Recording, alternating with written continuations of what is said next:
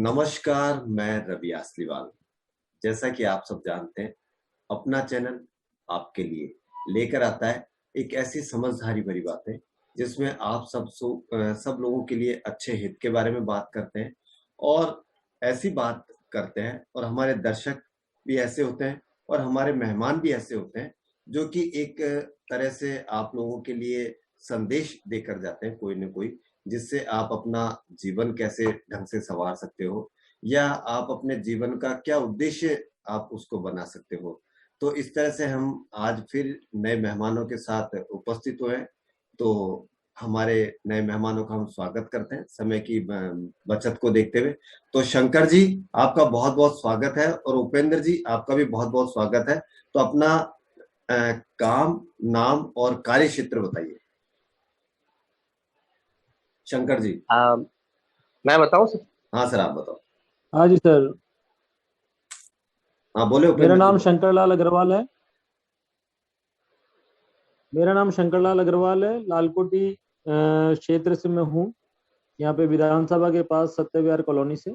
और मैं एक डिपार्टमेंटल स्टोर चलाता हूँ और एक ग्रुप चलाता हूँ एनजीओ, जिसका नाम एनएनसी ग्रुप है, नीट एंड क्लीन लालकोटी के नाम से। और मेरा जहाँ तक है, समाज के प्रति जो भी मैं सेवा दे सकता हूँ, मैं वो देने की खूब कोशिश करता हूँ। हाँ उपेंद्र जी, आप भी बताएं। मेरा नाम उपेंद्र माथुर है। मैं लालकोठी क्षेत्र में ही रहता हूँ, विधानसभा के पास में। और मेरा जो कार्य क्षेत्र है, मैं जैम एंड ज्वेलरी ट्रेड से बिलोंग करता हूँ। और मेनली स्पेशलिस्ट हूँ मैं डायमंड का। और जहाँ तक समाज का सवाल है, मैं समाज सेवा से भी जुड़ा हुआ हूँ। भारतीय हिंदू सेना करके एक राष्ट्रीय पार्टी भी है, राजनीतिक पार्टी है, मैं उसका प्रदेश महासचिव भी हूँ। और समाज को लेकर मैं बड़ा कॉशियस रहता हूँ, बड़ा चिंतित रहता हूँ। इसलिए सामाजिक जी मेरे अच्छे दोस्त भी मैं जुड़ा रहता हूँ, नीट एंड क्लीन ग्रुप से भी मैं जुड़ा हुआ हूँ। तो आप दोनों ही एक तरह से बिजनेस क्लास से अभी आते हो। तो शंकर जी और उपेंद्र जी, तो जी उपेंद्र जी, बिल्कुल। आप आज पहली बार आए, तो आप हमें ये बताइए कि लॉकडाउन के समय और लॉकडाउन जैसे आज खुले हुए हमको अनलॉक हुए कई दिन हो गए, तो उसके बीच में क्या अंतर महसूस हुआ आपको? देखिए, आजकल जिस सामान्य का समय चल रहा है अभी, और इस महामारी से आम जीवन बहुत ज़्यादा प्रभावित हुआ है। और जहाँ तक व्यापार का सवाल है, तो व्यापार की स्थिति बेहद ही दयनीय और चिंताजनक है। हमारा जो व्यापार वैसे ही जो जेम एंड ज्वेलरी का व्यापार पहले ही मतलब सबसे लास्ट स्टेज पे आता है, सबसे लास्ट स्टेज पे जिसको प्रायोरिटी दी जाती है समाज में।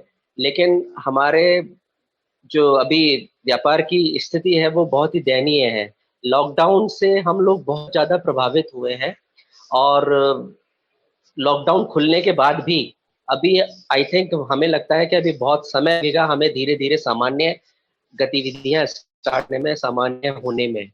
तो लॉकडाउन से हम बुरी तरह प्रभावित हुए हैं, हमारा व्यापार भी बहुत बुरी तरह प्रभावित हुआ है इससे। तो उपेंद्र जी, ये बताइए कि जैसे आपका तो मैक्सिमम काम है जो या तो आयात पे निर्भर है या निर्यात पर निर्भर है। तो अभी आयात और निर्यात पर भी अभी पूरी तरह से खुला नहीं है। तो मुझे आप ये बात और बताइए कि जैसे आपका मजदूर वर्ग है, आपका जो वर्कर है, वो कौन सी पोजीशन पे है और उनके साथ क्या बीत रही है, ये बताइए।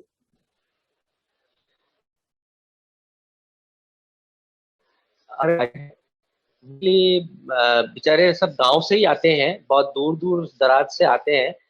उन पर उनकी स्थिति तो और भी ज्यादा दयनीय है।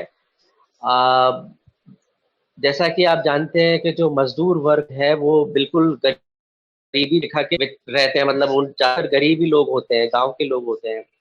तो वो लोग इस लॉकडाउन में तो काम करने के लिए आ नहीं सके, लेकिन फिर भी व्यापारियों ने उनकी जिस तरह थोड़ी बहुत मदद करी, वो मदद उन तक पहुंच पाई। और बाकी सामाजिक स्तर पर भी उनको थोड़ी बहुत मदद जो मिल सकती थी वो मिली। बाकी उन लोगों की स्थिति बहुत ही खराब है। और जहाँ तक व्यापारियों की स्थिति का सवाल है, व्यापारी की स्थिति भी खराब होने के कारण वो मजदूरों की उतनी मदद नहीं कर पा रहा है जितनी चाहिए। तो मजदूरों को निकाला भी गया है कि भाई अब काम ही नहीं है तो वो व्यापारी भी उसको कहाँ से अपनी कंपनी का हिस्सेदार बनाएगा। तो इस तरह भी मैंने सुना है कि कई जगह नौकरी से कई लोग निकाले भी गए हैं, कई लोगों के व्यापार भी बंद हो गए हैं और कई लोग अब दूसरे अपने आप को कर रहे हैं कि अब चलो ये व्यापार अब नहीं चलने वाला या बहुत ज्यादा दयनीय स्थिति है, हम दूसरे व्यापार की ओर अग्रसर होते हैं। तो वो भी अब संभावनाएं लोग बाग तलाश रहे हैं। शंकर जी, आप बताएं कि जैसे अनलॉक होने के बाद में क्या व्यापार पे प्रभाव पड़ा है और क्या लोगों में अभी भी डर है या तीसरी लहर के आने का डर है उनको, या लोग फ्री हो गए हैं कि भाई हाँ ठीक है, अब कोई बात नहीं, कोरोना गया तो गया, अब देखेंगे बाद में। सर, लोगों में अभी डर तो थोड़ा बहुत है, ऐसी बात नहीं है कि 5-10% लोगों में डर है। बाकी मेरे हिसाब से 90% लोगों में डर खत्म हो चुका है, क्योंकि लोग बाग वैसे ही जीवन जीना चाहते हैं जैसे वो पहले जीते हुए आ रहे हैं।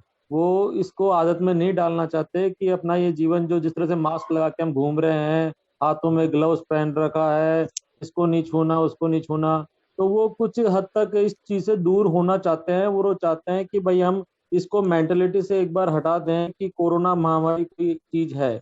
इसलिए कई लोग हैं जो इसमें जो अभी भी मान रहे हैं कि भाई ये बीमारी गई नहीं है और अभी सतर्क होने का टाइम है।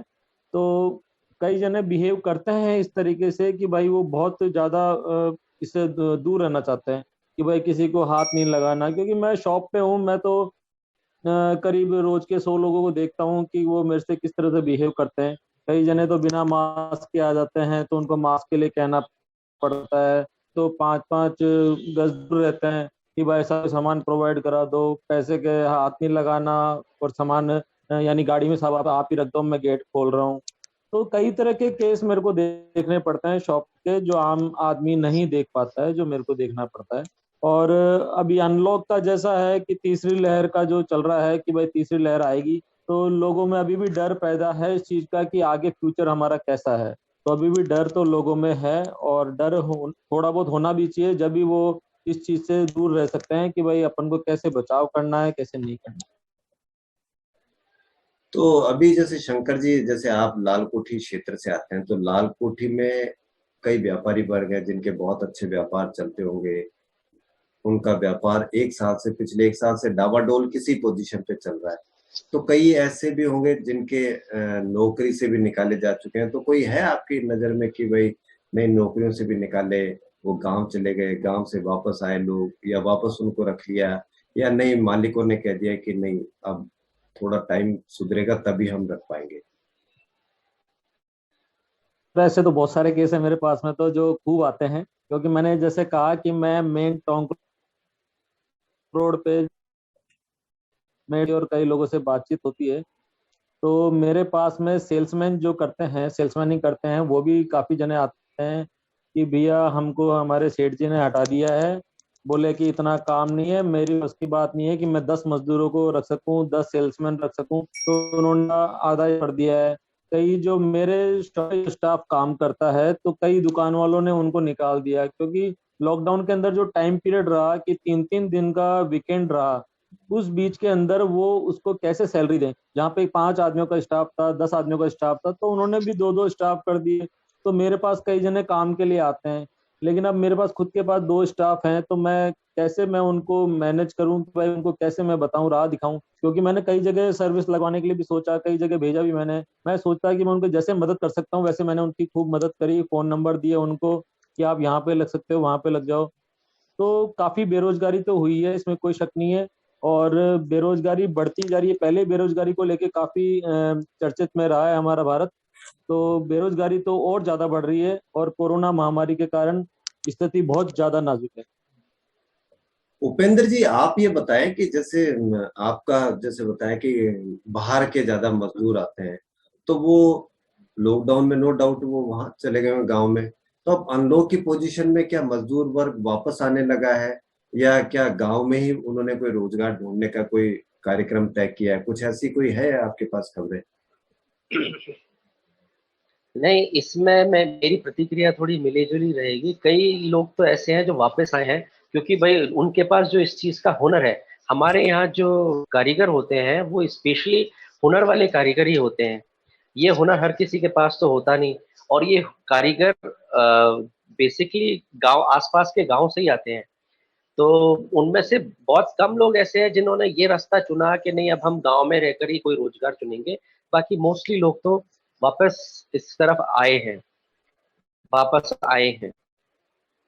तो क्या उनके लिए फिर रोजगार के साधन उपलब्ध हो पा रहे हैं, या उनको रोजगार मिलने में थोड़ी दिक्कत हो रही है? नहीं, जैसे शंकर जी ने बताया कि देखो, अब काम तो अब लोगों के पास कम ही रह गया है। अभी यहाँ पे मैन्युफैक्चरिंग इतनी हो नहीं रही है, क्योंकि एक्सपोर्ट नहीं हो रहा है उतना, बाहर के मार्केट नहीं खुले हैं, अभी फ्लाइटें शुरू नहीं हुई है, इंटरनेशनल फ्लाइटें शुरू नहीं हुई है। तो अब काम मिल रहा है, लेकिन उनको वही उनकी घटा दी गई है, संख्या घटा दी गई है कि जो मेन मेन कारीगर हैं उन्हीं को रखा जा रहा है कि हाँ भाई ठीक है, आप ही आ जाओ, और जो साइड के जो छोटा कारीगर है उन लोगों को बेसिकली अवॉइड ही किया जा रहा है कि अभी आप रहने दो। तो एक इसमें ये फायदा ऐसा नहीं होता है क्या कि जैसे कोई व्यक्ति गांव का था और वो गांव में जाकर रुक गया, अब आने वाले समय में अगर उसको शहर में रोजगार नहीं मिल पाया और वो उसने गांव में ही कोई रोजगार ढूंढ लिया और गलती से उसका रोजगार चल निकला, तो एक तरह से माइग्रेशन पे भी इसका क्या फर्क मानते हो क्या? क्योंकि कई जगह ऐसी भी खबरें आ रही थी कि फैक्ट्री खुली हुई है लेकिन मजदूर वर्ग नहीं आ रहा। पिछले लॉकडाउन में ऐसी खबरें आ रही थी। तो क्या ऐसी खबरें भी आई कि कई जगह मजदूर भी नहीं मिल पा रहे क्योंकि गांव में चले गए थे जो गांव से वापस नहीं आए? कुछ ऐसी भी कोई खबरें हैं आपके पास शंकर जी या उपेंद्र जी, आप में किसी के पास हो? ऐसा मैंने अभी मैं एक्चुअली वैभव ग्लोबल लिमिटेड जो सीतापुरा में है, उससे उसमें जॉब करता था पहले। अभी तो मैं खुद का कर रहा हूँ, लेकिन अभी वहाँ के जो मैंने लोगों से बात की है, तो अभी वो यही है कि अभी स्टाफ वहाँ पे आ रहा है। मतलब उन लोगों ने स्टाफ को किसी को निकाला नहीं है, लेकिन बहुत ही ऐसे कम ही देखने को मिले हैं कि जो स्टाफ गांव चला गया और वो वापस नहीं आ रहा है। क्योंकि जिसको लगता है जैसे बड़ी बड़ी कंपनियां हैं, उन्होंने तो उन्होंने वैसे इस बार लकी को नहीं निकाला है। उस कंपनी ने तो उन्होंने तो सबको ही रख लिया है, लेकिन उनके ऐसे केसेस बहुत कम है कि बहुत वो गांव में चले गए और गांव में ही रह गए, वहीं उन्होंने अपना रोजगार। ऐसे केसेस कम सुनने। शंकर जी, अभी जैसे लॉकडाउन के बाद में अनलॉक हुआ तो उसमें कोई व्यापार में फर्क पड़ा लोगों की खरीदारी करने में? जैसे कई महीनों से पिछले साल भी दिक्कत हुई, लोगों के पास पैसे में दिक्कत हुई, तो क्या व्यापार में ऐसा लग रहा है कि नहीं, वापस पटरी पे आने में थोड़ा टाइम लगे लेकिन आ जाएगा? कुछ ऐसा महसूस हो रहा है शंकर जी आपको? सर, अभी पटरी पे आने में तो ऐसी बात नहीं है। पिछली बार की तरह जैसे पिछली लॉकडाउन था वो थोड़ा बहुत अलग था हटके, और जो इस बार का जो लॉकडाउन था वो बहुत अलग था। ऐसा कि पिछली बार केंद्र सरकार का थोड़ा इस पे ज्यादा जोर था, और इस बार राज्य सरकार का इसमें, तो राज्य सरकार ने जैसे स्थिति जैसे समझी वैसी स्थिति को स्थिति के हिसाब से उसको चेंजेस करा कि भाई अपन को 2 वीकेंड रखना है या 1 वीकेंड रखना है। उसके हिसाब से स्थिति से अपने टाइम के अनुसार करा। तो उसमें लोगों को इतनी ज्यादा परेशानी नहीं हुई है जितनी पिछले लॉकडाउन में हुई थी। लॉकडाउन में एक तरह से तो बिल्कुल बंद हो गया था, और पिछली बार ना तो अपन को ये तजुर्बा था कि ये लॉकडाउन किस तरीके का लग रहा है। अब क्या है, एक बार जिस चीज से अपन गुजर गए, जिसकी आदत पड़ गई ना, तो उसके लिए अपन सतर्क हो गए कि अपन को ऐसे अपना जीवन जीना है। कि साहब ये लॉकडाउन तो पहले जैसे लगा था वैसे ही है, लेकिन अपन को अब संभल के चलना है। अपन को क्या क्या इसके रास्ते निकालने हैं, और अपन को क्या क्या इसमें करना चाहिए, क्या क्या अपन को सामान खरीदना चाहिए, नहीं खरीदना चाहिए। इस बार तो बहुत तरीके से लग गई थी एक तरह से, क्योंकि वो फर्स्ट टाइम था। इसलिए ऐसा कुछ नहीं था कि अपने किसी सरकार की गलती हो या किसी जनता की गलती हो। वो एक फर्स्ट टाइम जो ट्रेजेडी हुई थी, फर्स्ट टाइम अपन ने फेस करा था जनता ने, इसलिए वो केस हुआ था। बाकी ऐसा कुछ नहीं है, पटरी पे आ जाएगी। पहले अपना पहला मकसद यही था कि कोरोना महामारी से अपन को कैसे न कैसे निजात पाना है। तो सरकार जैसे कर रही है काम और जनता जैसे अपने हिसाब से कर रही है काम, उनको दोनों को समझ के और अपने को देश को आगे बढ़ाना है और सबको अपने स्वस्थ रहना है और बीमारी से दूर रहना है। इससे तो जितना अपन इसके लिए अपन सतर्क रहें वो ज्यादा बढ़िया रहेगा आगे के लिए।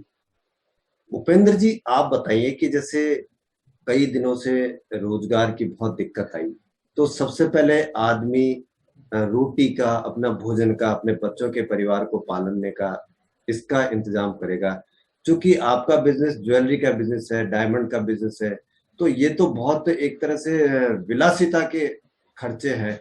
तो इसको, व्यापार को, आपके व्यापार को पटरी पे आने पे आपको क्या लगता है कि टाइम लगेगा या जल्दी आ जाएगा, या इसको कभी आने में कोई 2-3 साल लगेंगे? आपको क्या महसूस होता है? जहाँ तक हमारे व्यापार का सवाल है, अभी मुझे तो यही लगता है, मेरी पर्सनल फीलिंग ये है कि थोड़ा पटरी पे आने में टाइम लगेगा। और अभी गवर्नमेंट को भी अभी डिसीजन लेना है, जैसे इंटरनेशनल फ्लाइट्स शुरू होंगी उसके बाद ही व्यापार का सही रुख सामने आ पाएगा। क्योंकि कई व्यापारी हैं वो इसी उसमें है, उधेड़ बुन में है कि पता नहीं फ्लाइट कब शुरू होंगी, कब हमारा बाहर जाना होगा, कब हमारा माल बाहर बेच पाएंगे हम लोग। तो अभी उनके पास खुद के पास यहाँ पे स्टॉक बहुत हो गया है, तो वो नया माल अभी खरीद नहीं रहे हैं, नहीं नया माल बना रहे हैं। तो अभी जब तक सरकार अपनी रणनीति अपनी वो शुरू नहीं बताएगी नहीं कि हाँ वो कब खोलने जा रहे हैं, कब उनका मतलब टाइम है, कब तक खोल देंगे, तब तक इसके बारे में कहना मुश्किल है। अभी थोड़ा लोगों में बड़ा भ्रांतियां हैं कि नहीं अभी जल्दी खुल जाएगा, लेकिन अभी मुझे, हालांकि मुझे पर्सनल फीलिंग ये आती है कि अभी थोड़ा टाइम लगेगा व्यापार को पटरी में आने में। तो क्योंकि आपका व्यापार क्या बहुत विलासिता का, बहुत पैसे वाले का व्यापार है, तो आप क्या मानते हैं कि लोग, जब तक मुझे लगता है कि रोजगार अगर प्रॉपर तरीके से नहीं हो पाएगा, जब तक तो आपके व्यापार पे प्रभाव पड़ना निश्चित रूप से वो पड़ेगा ही। और चूंकि हमारे देश में तो खरीदते ही हैं, विदेश में भी खरीदते हैं, तो क्योंकि आपका बहुत ज्यादा जो सामान है वो विदेश में जाया करता है, तो विदेश में तो अभी कई जगह वो है, तो आपका क्या कहीं पैसा वैसा भी अटका हुआ है, या कहीं व्यापार में माल भी अटका हुआ है? कुछ इस तरह की भी समस्या आ रही है क्या आपको? ऐसी समस्याएं भी, मेरी जो व्यापारियों से बात होती है वो बहुत से लोग इस समस्याओं से भी जूझ रहे हैं कि उनका जो बाहर पैसा अटका हुआ है वो पैसा भी नहीं आ पा रहा है। वहाँ के लोगों को भी वही अपना एक्सक्यूजेस दे रहे हैं कि भाई हमारे यहाँ पे भी बिजनेस नहीं है, इस वजह से हम पैसा ट्रांसफर नहीं कर पा रहे हैं, मनी ट्रांसफर नहीं कर पा रहे हैं। मतलब लोगों के यहाँ पर, हम भारत में लोग बाग सर्वाइव इसलिए करते हैं क्योंकि हम लोगों की बचत की आदत होती है थोड़ी, हम लोग व्यापार में सोच समझकर थोड़ा पैसा खर्च करते हैं, इस वजह से हम लोग थोड़ा सरवाइव कर पा रहे हैं यहाँ, हम भारतीय। बाकी अधिकतर लोगों की तो यही शिकायत है कि अब मतलब वो गले तक भर गए हैं कि नहीं अब हमसे इतना हो नहीं पाएगा।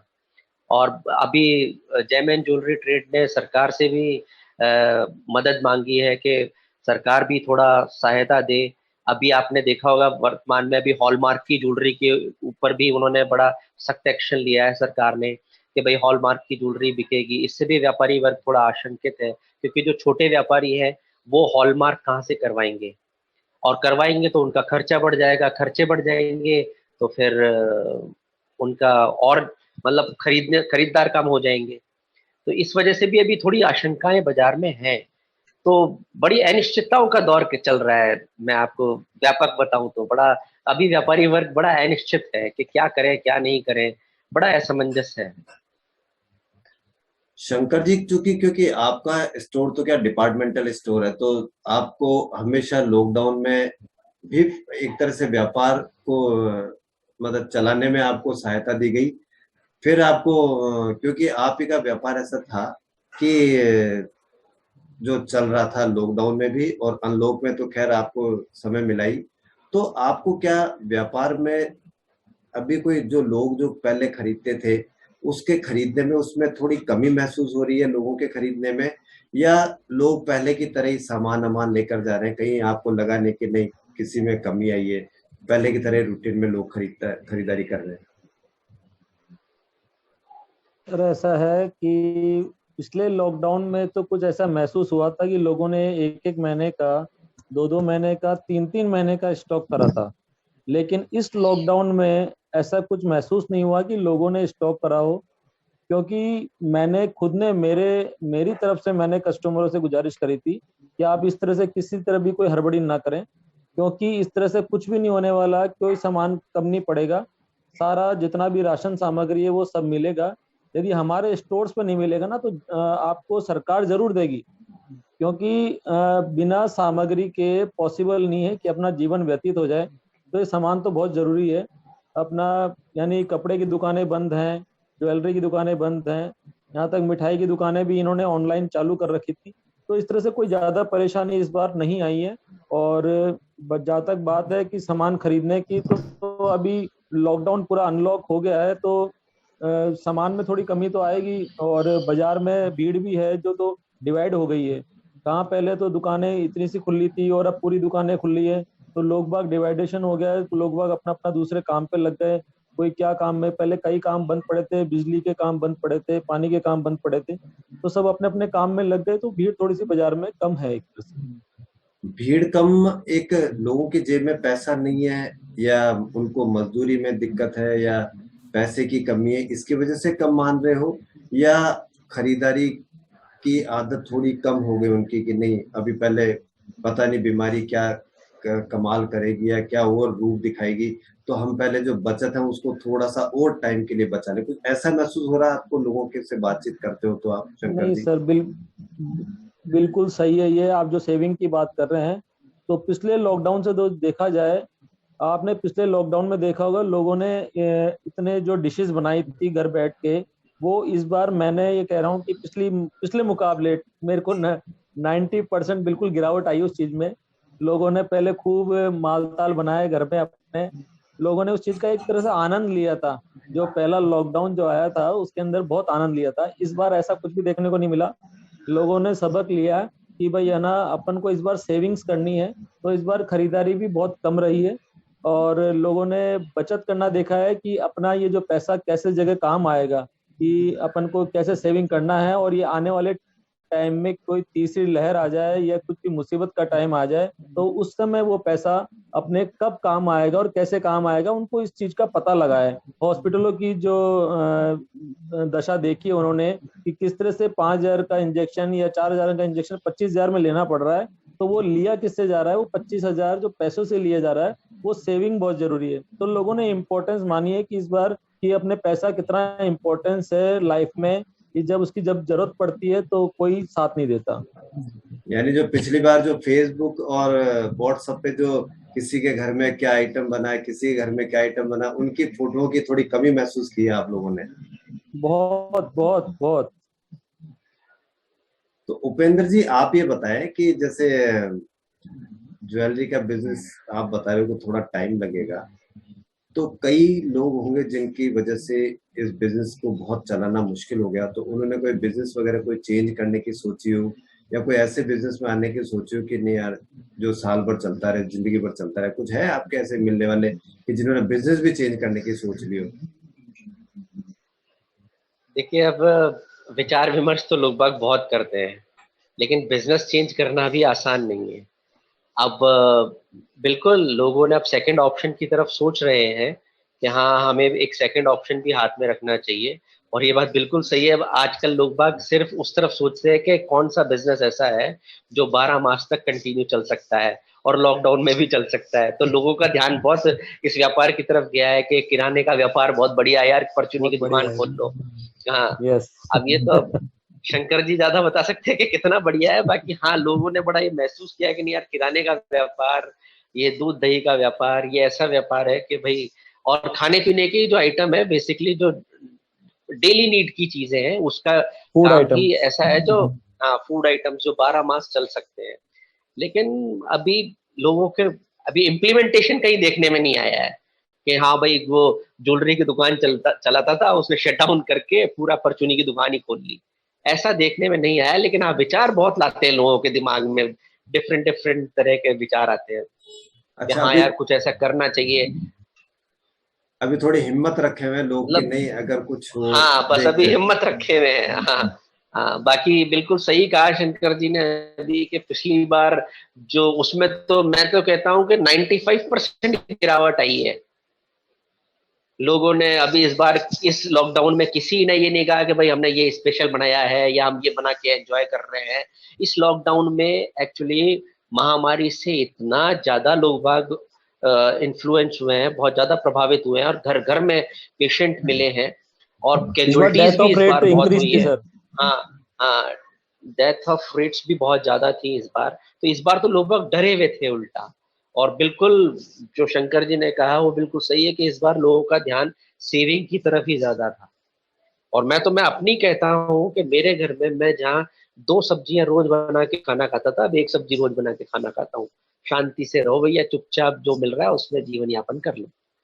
सर, जो 2 सब्जी बनाते थे वो 1 सब्जी में जीवन चल रहा है, तो ये हाँ बचत ही हाँ हुई है। हाँ, बचत ही, हाँ बस वो उसमें आप शांतिपूर्वक भाई सेफ एंड सिक्योर, और ज्यादा वो नहीं करना है, दिखावा भी नहीं करना है अपना, जो जो इजीली धीरे जीवन चल सके। मतलब हाँ, इजीली हाँ हो जाए वो कर लो बस। तो आप मेहमानों का बहुत बहुत धन्यवाद। और जैसा कि शंकर जी ने बताया कि लोग बचत की तरफ ज्यादा बढ़ रहे हैं, उपेंद्र जी ने बताया कि चूंकि उनका व्यापार ज्वेलरी का व्यापार है, तो उसको पटरी पे आने में थोड़ा टाइम लग सकता है, क्योंकि ये विलासिता का व्यापार है, ये बहुत ज्यादा पैसों का व्यापार है। तो इसको खरीदने में थोड़ा आदमी जब इन चीजों से बचत कर लेगा या इन चीजों से बिल्कुल डर खत्म हो जाएगा, तब वो जाकर ज्वेलरी का बिजनेस या जो डायमंड का बिजनेस जो उपेंद्र जी करते हैं उसकी तरफ वो उस दिशा में जाएगा। और शंकर जी का तो चूंकि बिजनेस डिपार्टमेंटल स्टोर है, तो उनका तो सदाबहार बिजनेस है, तो वो एक ईश्वर का आशीर्वाद रहा कि लॉकडाउन में भी उनको खोलने का अवसर मिला, अनलॉक में तो खोलने का अवसर मिला ही है। तो हम दोनों मेहमानों से यहीं आज विदा लेते हैं। और दोनों ने बहुत अच्छी बात बताई कि लोगों ने बचत पे ज्यादा ध्यान देना स्टार्ट कर दिया है। जहां लोगों के घरों में 2-2 सब्जियां बनती थी, वो आज 1 सब्जी पे गुजारा कर रहे हैं। और चूंकि डरे हुए बहुत थे लोग, तो तीसरी लहर की जो आशंका जताई जा रही है, हम सभी दर्शकों से यही निवेदन करेंगे कि ईश्वर करे कि तीसरी लहर आई है, आए नहीं। उसके लिए वैक्सीनेशन का प्रोग्राम है, वैक्सीनेशन करवाने में ही सबसे ज्यादा समझदारी है। तो कृपया सभी दर्शकों से निवेदन है कि वह मास्क लगाएं, वैक्सीनेशन अपना रखें, ताकि हमारे देश में इसको हम अच्छी तरीके से तीसरी लहर को हम काबू कर सके। तो आप दोनों का बहुत बहुत धन्यवाद, और हम उम्मीद करते हैं कि आप आगे भी हमारे लिए ऐसे ही समय निकालेंगे। तो बहुत बहुत सर धन्यवाद सर।